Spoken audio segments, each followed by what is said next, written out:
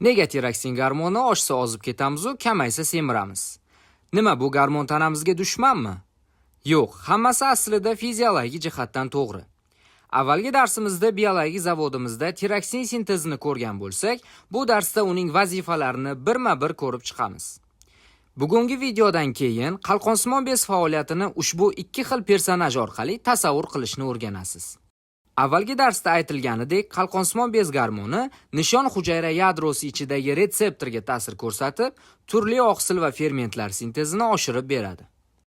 Bu oqsillardan birinchisi natriy kaliy ATfaza nasosi bo'lib, ularning sonining ortishi tanamizdagi barcha hujayralarda metabolik jarayonlarni tezlashtiradi.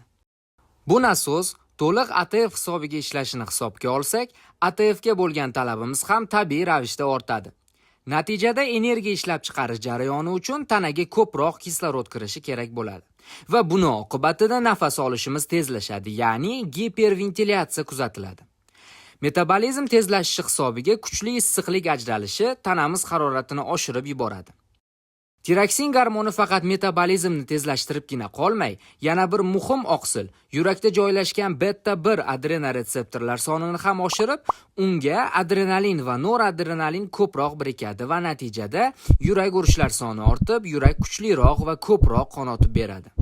Shuningdek, jigar hujayralaridagi beta-2 adrenoretseptorlari sintezi oshishi natijasida zaxiradagi glikogen parchalanishi va glyukoneogenez reaksiyalari kuchayib, qondagi glyukoza miqdori oshadi. Tiroksinning ta'siri faqat energiya almashinuviga bog'liq bo'lmay, hattoki nerv to'qimasida miyelin qavatini hosil qilishda qatnashadi. Miyelin esa homlaning nerv tizimi va miya rivojlanishi jarayonida muhim ahamiyatga ega. Agarda tanada gormon defitsiti yuz bersa, bola aqliy rivojlanishi nuqsonlari bilan tug'ilishi mumkin. Qalqonsimon bez nafas sistemasida ham muhim o'rin tutadi. Chaqaloqlar o'pkasi yaxshi rivojlanishi va alveolalari bir-biriga yopishib qolmasligi uchun surfaktant zarurligi rilslarimizda aytib o'tilgan. Tiroksin gormoni aynan surfaktant sintezini oshirishda muhim ahamiyatga ega.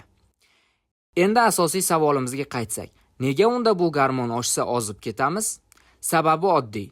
Chunki tiroksin ta'sirida yog' to'qimamizdagi beta-3 adrenoretseptorlari miqdoran oshib, yog'lar parchalanishi, ya'ni lipoliz yuzaga keladi va energiya sarfi ortib, tana ozishni boshlaydi.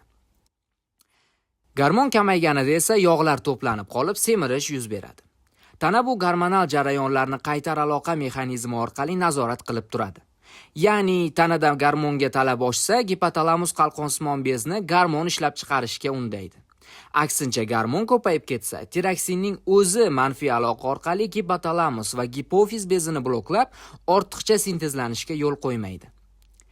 Endi bu gormon haddan tashqari oshib ketsa yoki kamaysa yuzaga keladigan jarayonlarni qo'llanmadagi ikki obraz orqali batafsil o'rgansangiz bo'ladi. Keyingi videoda sizni qalqonsimon bez faoliyatiga oid juda ham qiziq kasalliklar kutib turibdi.